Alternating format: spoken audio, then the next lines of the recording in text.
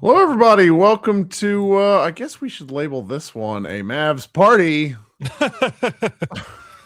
I'm Kirk Henderson, joined by Josh Bowe. We are Pod Maverick. We are also editors over at Mavs Moneyball. Josh, how are you? I'm doing great. Those damn Mavericks, Kirk, they're just not going to make a trade. I'm so angry. Okay. How dare they? How dare they? I love my righteous. I love when my righteous anger gets shoved up my fucking nose. It's good. I think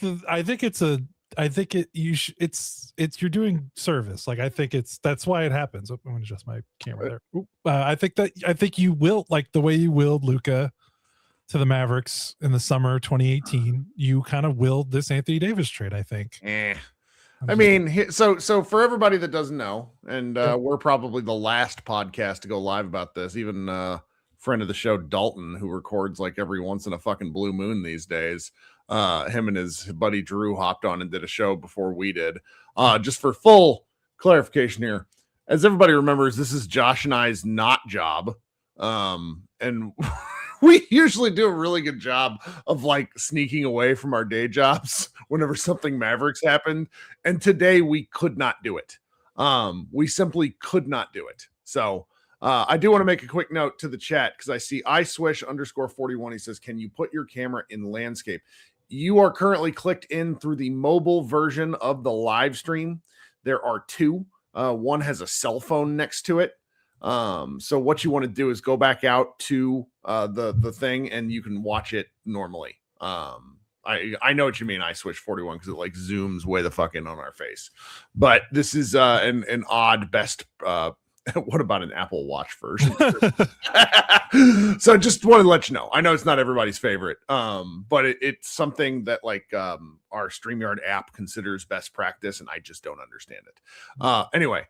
So yeah, so those are for folks who's watching live. So Josh and I each had kind of a stupid day where, I was in the middle of a meeting. I didn't know about the trade for like an hour.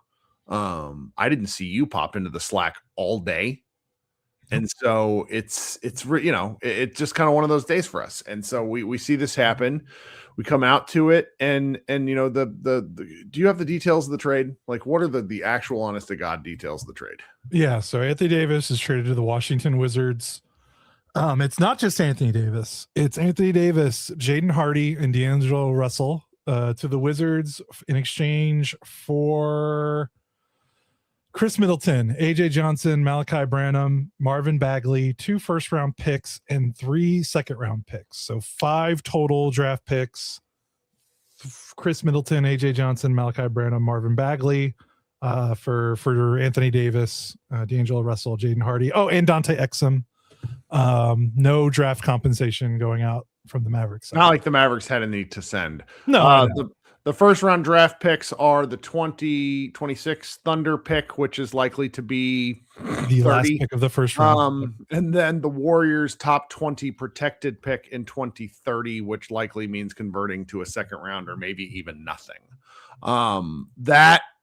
Those two elements I saw my internet get very pissy about. And I will say, and I want to talk about that a little bit because what was your first reaction to this when you saw it? Holy shit. Yeah. Yeah, no, for sure. I didn't think they were going to be able to trade him. It makes sense that a team like Washington was the one that did it. I just could not see a contender doing it with a contender that's already got a bad cap sheet. And then the Hawks, I think that fell off. If the Hawks were playing better, I think they might have been able to talk themselves into it, but they just weren't good enough to make a run. And the Wizards feel like a team, they're a team that's like, what are we going to do with our cap space anyway? Like that makes more sense. Like one of those teams taking a chance, because a team that has actual plans for their cap space and their financial flexibility probably doesn't want to risk it on Anthony Davis. A team like the Wizards, it's like, well, that was going to go to nothing. We're not signing free agents. We're not the place that gets the trade demands from the superstars. So we'll take a chance. So that makes the most sense. But I honestly thought after his finger injury that he was just too much of a negative asset to move, because he has an agent that's very public and wanting a new contract, despite the fact that he hasn't played. He's played 29 games over out of a possible of 85. Yeah, like, so you've got that.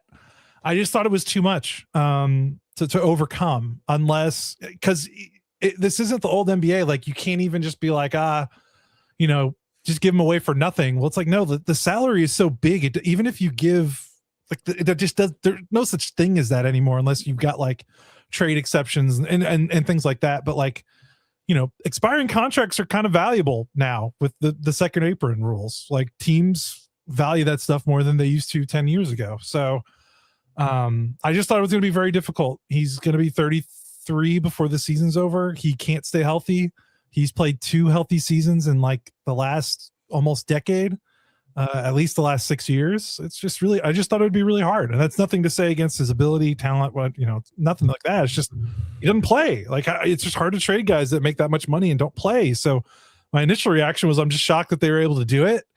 And, I think this gives a good indication on, I think finally we kind of know what the Mavericks want to do going forward. Well, it kind of lays it all on the table. Before I give my reaction, I want to note that part of why we felt this way is because the various, I don't want to be disrespectful here because I actually know all these people. Part of the various issue with like what the various Mavericks in folks who have access to Dallas sourcing, we're all wrong.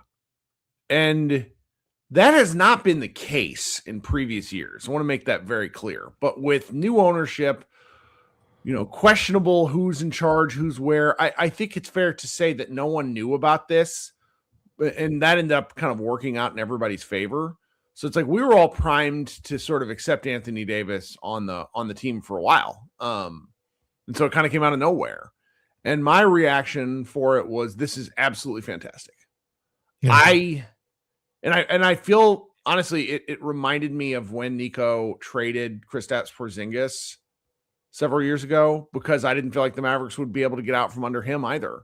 Now, Porzingis rebounded and was a, seventh wheel on a title team. And I think, the fact that it ended up being the team that was beating the Mavericks, like, rubbed fans the wrong way. But I still contend that was the right move at the right time. Porzingis was at some point, you just have to stop hoping. And you need to move on. And with Davis he's just a spiritual representation of something that shouldn't have happened. And so for his sake, I think getting him out of Dallas is probably good for him. And then for the Mavericks' sake, the salary cap stuff, which I'm sure we'll talk about, is really hard to explain to people why it's this important without becoming, let's get out a spreadsheet and do some math. And I hate that. Luckily, I've been kind of surprised with the more casual fans in my life when I've kind of walked and sent people through it. It's like Bobby Marks had a very good tweet explainer. And then there was another guy I saw, I can't remember his name, who had a really good graphic just explaining what the Mavericks did here. Because like this is a ridiculous thing, but when you were listing off who the Mavericks moved away from, I thought of the James Earl Jones speech in Field of Dreams, where he's like, America's an army of steamrollers. And it's just like the Mavericks wiped away every player that I was like, oh my God, get them off my team. Yeah, this was the best trade I've ever seen for Kirk. Guys, I'm like, I don't want to watch them play, minus maybe 1 or 2 are gone. I'm like, that was crazy. Yep. Yeah. At this point, anyone still if I see another response that's like, why do you care about saving the owner's money? I'm going to assume you're like a bot, because it's not, because there's no, like, it's that you're wrong. Like, you're either a bot or you're just very stupid. I'm not trying to be mean. They're not out of hell yet. Like, they still kind of need to make a couple of moves, right? Yeah, but they're still miles in a position better than they were 12 hours ago. Yes.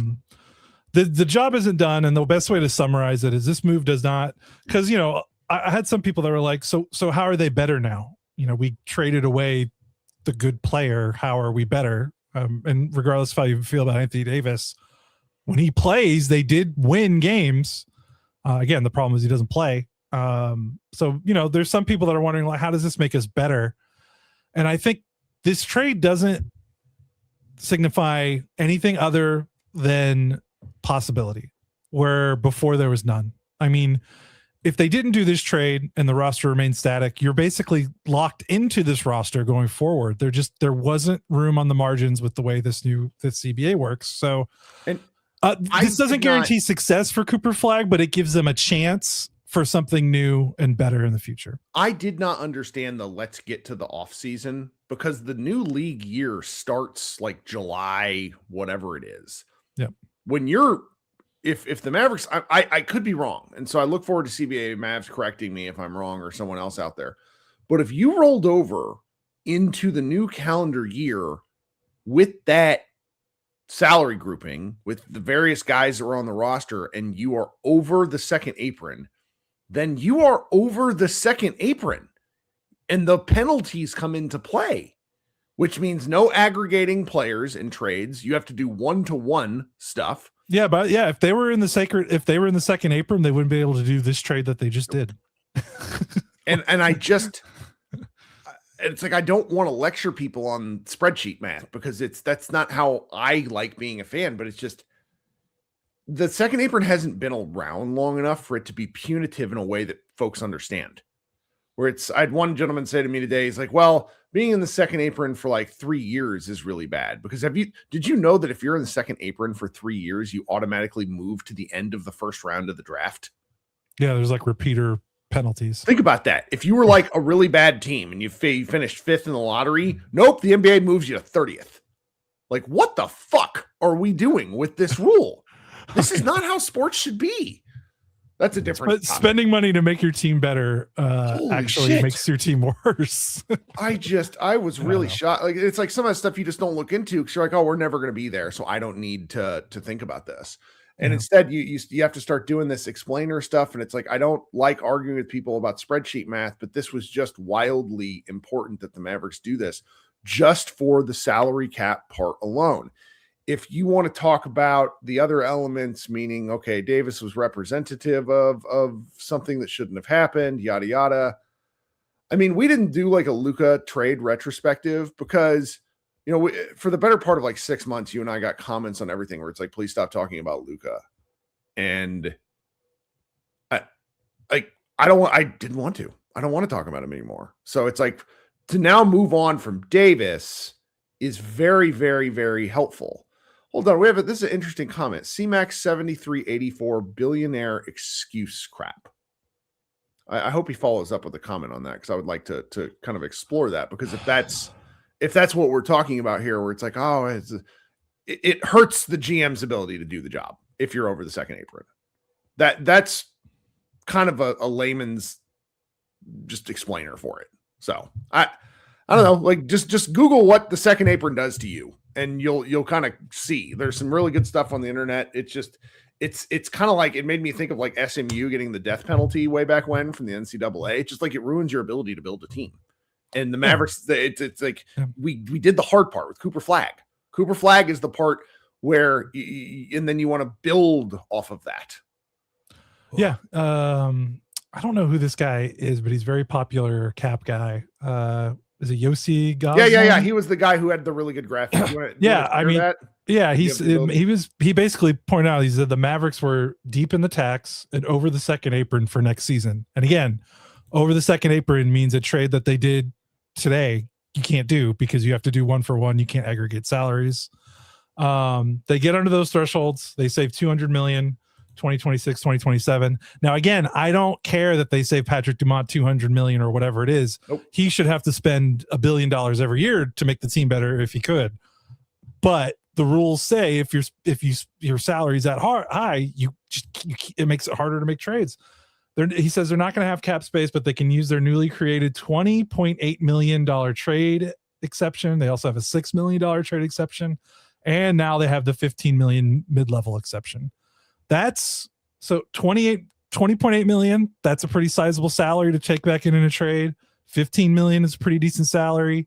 $6 million is pretty small, but that's like 3 new players that you could try to go get using those resources that you did not exist before. Now, are those players going to be better than Anthony Davis? I don't know, but you can get guys that are at least going to be on the floor for 65 games, and at least give your team some direction going forward that they could be better going, in the future as Cooper continually gets better and is improving. Because it's pretty, it's last season didn't work. And this season didn't work. How many more seasons are you going to do with it not working? And the more you try to say wait till next year, like you said, the worse it gets, the more stuck you get. There's somewhat of a point of no return with this stuff, where if you don't move now, it's going to cost you later. And that's what they did. And it's refreshing in a lot of ways. It's just pragmatically refreshing. Like they have moved off this 2 timelines nonsense. They are fully in rebuild mode with Cooper Flag, and that's how you have to do it with the superstar, as young and as good as Cooper. And then spiritually, it's also, like you said, closure. Like Davis kind of felt like the last remnants of the Nico Harrison, Luka Doncic trade kerfuffle. And I think that there were a lot of Mavs fans.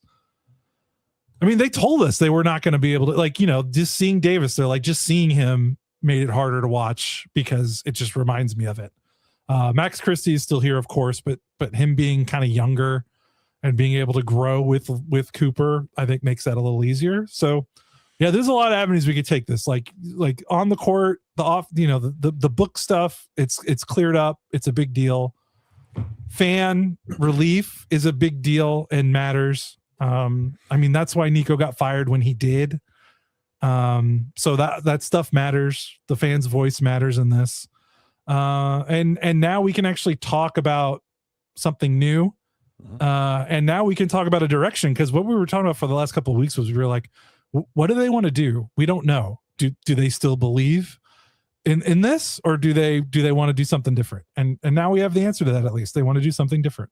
So we're going to go to break real quick, but I did ask CMAC7384 to follow up with a comment, and he did, and I appreciate that. And I just wanted to note it and then talk about it for a second. He said, billionaires want an excuse to not spend money. They love the free arenas and $8 beer. Don't have a single bit of argument with that. I think what's interesting about where the Mavericks are right now, though, is they're not bottoming out in like a salary floor way. They are still in, and you just went over this, and it's just worth reiterating. They're in a place now to take back in more money, and it's not like they're trying to get to a place where they're not actually spending, where what it provides them flexibility to make the team better, and it's. I just really think that that's going to be kind of a consistent talking point over the next few weeks, and maybe even like years, because sometimes somebody will go back and say, "Oh, we never should have traded AD because of this." And it's and look, if they don't do anything with this flexibility, if they make the wrong moves, who do you think are going to be like the first people to tell you that those moves sucked? Like, we'll be right here. I mean, but they have to have the ability to make the moves. If they don't do it, then we'll talk about it then, and we'll point that out. But they have to be able to give themselves the opportunity. Before this, they didn't even have an opportunity to fail. Like they couldn't do anything. They were kind of stuck. It's like when you look at both the cap situation and the draft pick situation, it was so fucking bleak. I was talking with a friend of the show of DLLS, Bobby Corral, this morning, and we were just sort of going back and forth, and I'm saying they're doing the Luka thing where they screwed up the early part of the Luka timeline, and he just responded back to me and said they were never in a position this bad with the Luka timeline, and he's right. So this is now a soft reset with the ability to kind of pivot, and I used the 2019 summer as an example of what being really frustrated, 2019 into 2020. And you're right. If they don't do anything with this, if they don't continue the soft pivot in some way, shape, or form, then we're going to be mad. But I'm less mad than I was last night when it felt like nothing was happening. Yeah. I mean, the choices were this and have a new possibility, or keep the same. We knew how this was going to end if they didn't move on. He's going to be hurt. They're going to be bad. Like we said, you can't be bad and expensive in 2026 in the NBA. You just can't. All right, let's go to a real quick break here. There are 3 ways to support the show. You can quite literally give us money. There are a couple of links in the show notes. We're always appreciative of that. You can listen to the ads when I do insert them. That sort of thing helps. You can also tell your friends. We'd be lying to you guys if we said our show viewership hadn't fallen through the floor. The Mavericks are bad. This is watching basketball and consuming like this. If the team's not particularly good, it's hard to buy in night after night. I Swish 41 says he's watched more Lakers games than Mavs games, but I will tell you, Cooper Flag has become appointment television, so I at least have to recommend that. Growing the show helps us, but it's if we want to continue to do this in the future, we just need listeners. So, okay, we'll be right back after these ads, and then we'll talk about whatever else comes to mind.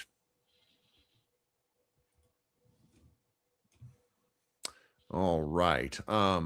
Where do you want to pivot? Because I think we should probably talk about the Washington players, what little we know about them, and then I want to talk about the remaining Mavs players. What do you think? Yeah, let's do it. So I have a take. You go first. You go first. I only really know Khris Middleton. I am friends with a couple of hardcore Bucks fans who love Khris Middleton so much.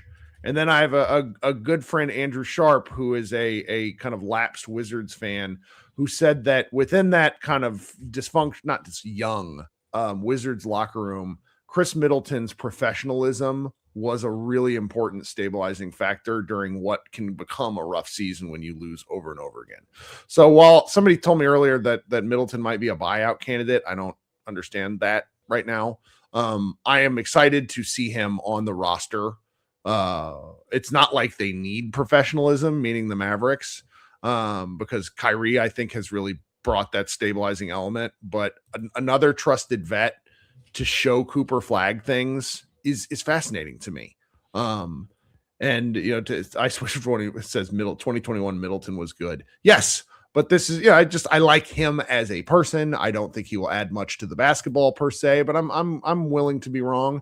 As to the other 3, I have 0 comments past. I will, friend of the show, Dalton Trigg, now gets to watch Marvin Bagley in a Mavericks uniform, which is, I know, something he's wanted for since 2017.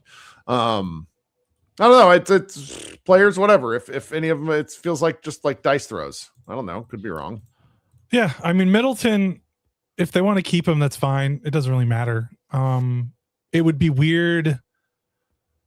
I guess it would be weird if they kept like Middleton and Clay. Like if they don't make any more moves and then they don't buy out Middleton, like at a certain point, how much veteranness do you need left in the locker room? Right. I'm sure if Middleton went to the Mavs and was like, hey, can I go to a playoff team? I'm sure that if there's stuff out there, I'm sure the Mavericks would grant that request for him. So there's that part of it. Marvin Bagley and AJ Johnson are the most intriguing parts of the trade. Obviously, Bagley, the 2018 second round pick, taken ahead of Luka. Funny enough, the first, second, third, fourth, all the top 5 of that draft have all apparently the entire lottery has been traded. So picks 1 through 14. And what's crazy is it's not like they're all busts. Like Luka's good, Jaren Jackson Jr. is good. Trey even took a team to the Eastern Conference Finals. Like it's just kind of funny how that worked out. But Bagley, like his problem, he came into the league and he was kind of that tweener. I'm a power forward. I'm not big enough to play center, but I'm not perimeter skilled enough with shooting and on ball skills to play a perimeter role. Kind of reminded me of, I felt like we got tweener forwards like those all the time from like 2009 to like 2015, where just guys just didn't have a position because they couldn't play center, but they couldn't really play the 3 or modern 4 after the Warriors and even the Mavs 2011 title team kind of reset how teams think about shooting and spacing now. But he's kind of found himself a little bit in terms of kind of figuring out who he needs to be. As just kind of like a energetic role playing, athletic garbage man big. I don't know if he's actually doing that dirty work in Washington. They're bad. But he's kind of playing within himself. He's not shooting a bunch of jumpers. He's staying around the basket. He rebounds okay, but he's still like 26 and he's averaging 10 and 6.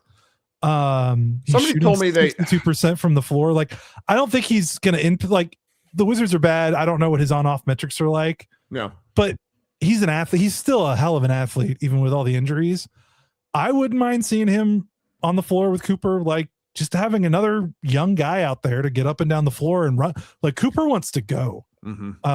Having another guy out there that wants to go and has some size, I'm willing to see what it looks like. And I think it's a worthy flyer. Now, Mark Stein's reporting that there's interest in Bagley, and that's why the trade. If you notice, the Mavericks haven't sent out a press release for the trade. It hasn't been done yet because they're going to wait till tomorrow's deadline to see if they can reroute him. Because if they can get ability, if they can get draft compensation for him, then they should.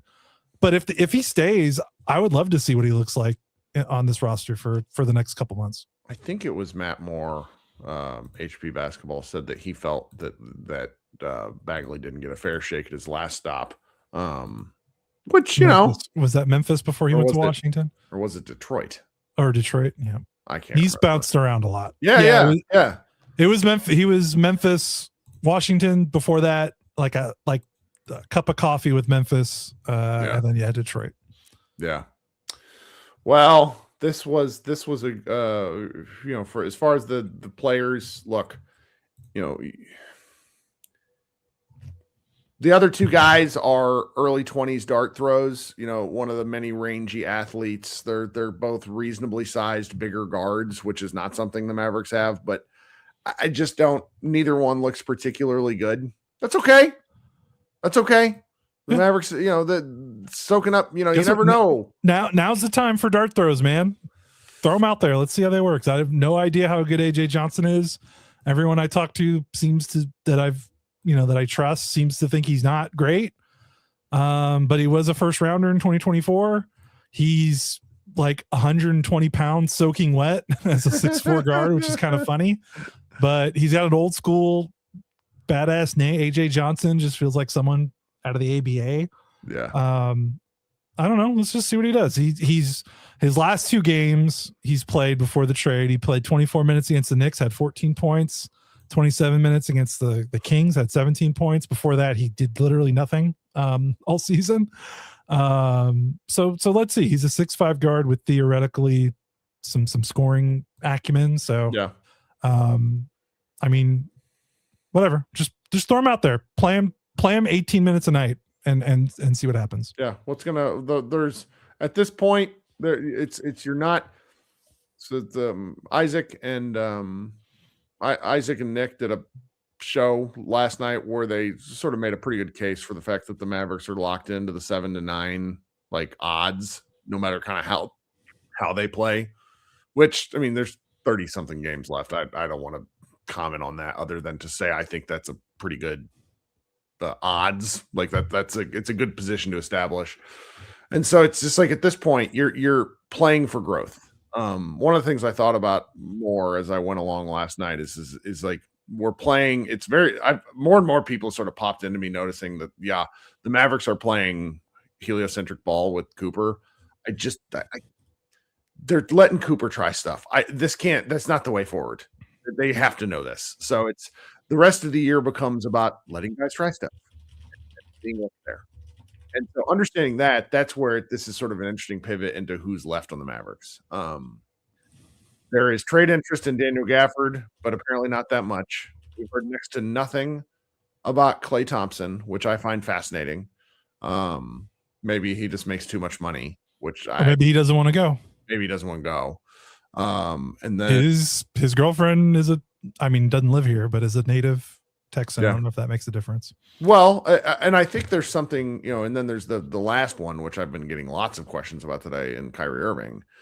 And I think it just sort of comes down to, now that they've given themselves some breathing room, I think that the Mavericks have some ability to I don't want to say relax. That's not right, but they're no longer acting out of desperation. I mean, that's what was so frustrating to us as of last night, where it felt like they were putting on airs as to why they could or couldn't do certain things. And Stein was reporting earlier today or late last night while we were recording, essentially saying the Mavericks don't think they can trade the players they have because the contracts aren't appetizing.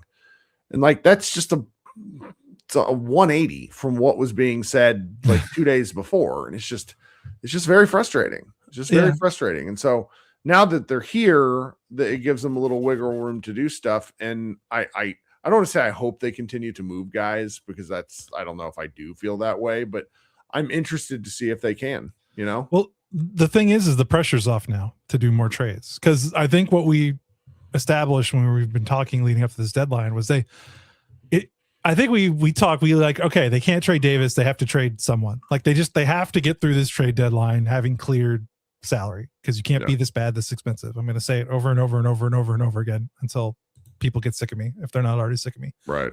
So they did it. Like I felt like it was two buckets: trade AD or trade the other guys like Gafford, Clay, Najee, whoever else. They traded AD. So I don't think they're under the gun to trade Gafford. They don't have to take him for pennies at the dollar now. They can go to the negotiating table and hold firm, because if they don't trade Gafford or they don't trade Clay, like, mission accomplished. Like, hang the banner for the trade deadline by trading Davis. They did what they needed to do. Yep. They cleared the money that they needed to clear. They have the space to sign Nembhard and Cisse to the full-time contracts. I think they just have to they might have to clear some additional roster space. So that might be where the Khris Middleton buyout comes from as well. So they did it. They don't have to do anything else, and they've done what they needed to do. So I think that's kind of probably where it's at. They're probably going to be a little bit more stauncher in their negotiating efforts, I would have to imagine, because they don't have to give in. They don't need to take seconds for Gafford if they don't want to now. Yep. Now, if they couldn't trade a Davis, maybe that conversation goes a little differently, but they got Davis done. And now they can kind of pick it. They could be a little more selective heading into tomorrow's deadline. So that's kind of refreshing. Yeah, I will say the Gafford extension, where we were when they signed it, when he signed it and offered it, or when the Mavericks offered and he signed it, we're just in a very different place now. I think Gafford's unreliability in terms of just how often he's hurt and how little he's actually played, when you look at his game logs, like, just relative to what is expected of him. He's obviously played more than AD, but he still is a guy that just misses like 20 plus games. And so I don't worry, but I don't know what they can do for him. I mean, he's about to start. He's big men have a tendency to age like bananas left on the countertop. It's not, I don't mean that as an insult. It's just the nature of the position. Like, athleticism can wane, injuries can pile up, robbing you of more athleticism. This becomes a big challenge for certain bigs, and Gafford looks to be one of those bigs that might have these problems. I know, which is weird, because he didn't have that, and it just all, man. They could do a documentary on Nico's sports medicine decision-making, hiring practices, because I feel like that set back some of these guys like literal years off their careers here. Because, like, yeah, I don't remember Gafford being a guy that couldn't stay healthy until, right. You know, and he's battled through a lot for these Mavericks. It's not a matter of like, I don't think he wants to. It's he wants to play. Yeah. It's his body, and that's a little disappointing. Well, so we're about 35 minutes in now. I'll just maybe sort of move to end. Is there any other Maverick? Like, do we think anything happens between now and the trade deadline, or is this kind of it? I'm done giving predictions after last night. I mean, I could see Gafford going, and I mean, I don't understand. Well, I'll just say this: if teams aren't calling the Mavericks every 20 minutes between now and that deadline about Clay, teams that are in the playoffs, like in the top 6 of each conference, then I have something, like, there needs to be a congressional hearing on that, because he is exactly what so many playoff bound teams need right now. I thought Detroit was a perfect fit, and then they traded Ivy and got in Kevin Huerter. I think Clay's a better shooter than Huerter right now, but maybe they felt like that was a cheaper move for them. Maybe the Mavericks didn't want to take on Ivy's deal, or didn't want to deal with Ivy. I mean, we don't know what the discussions were like there.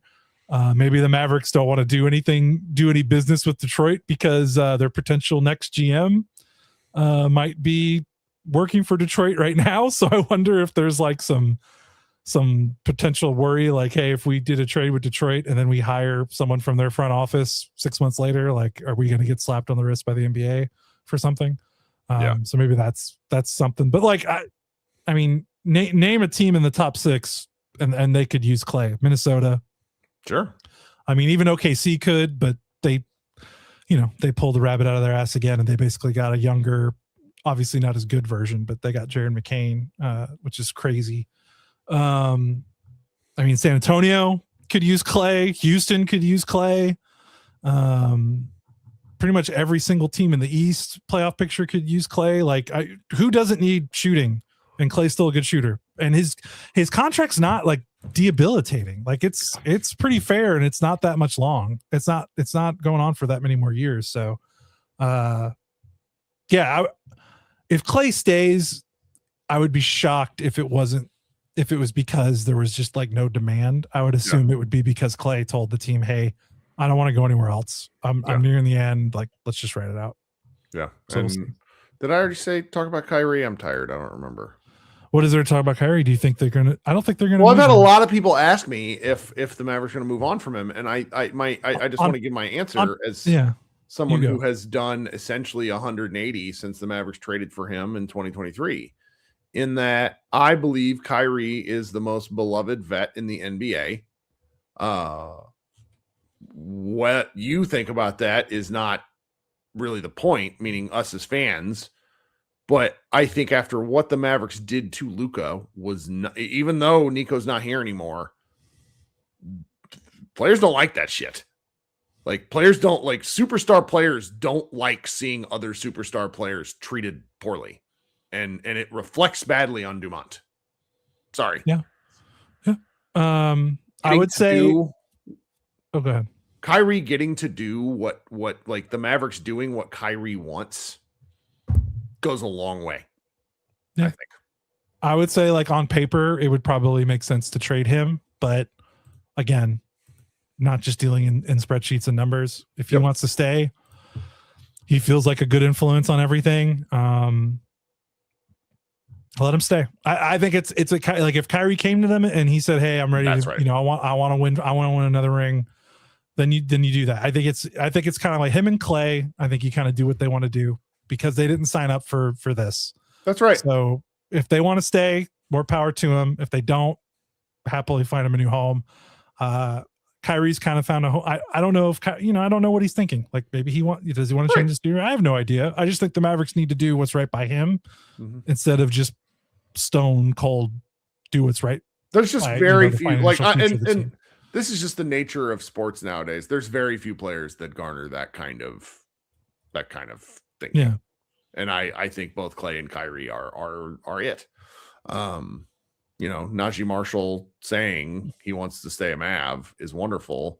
And then you hear Jason Kidd come out and basically be like, well, not so fast, my friend. Just kind of a reminder of how rough it is. So, and hey, if Cooper can learn a crossover or two from Kyrie in the meantime, like, that's right, that'd be pretty cool.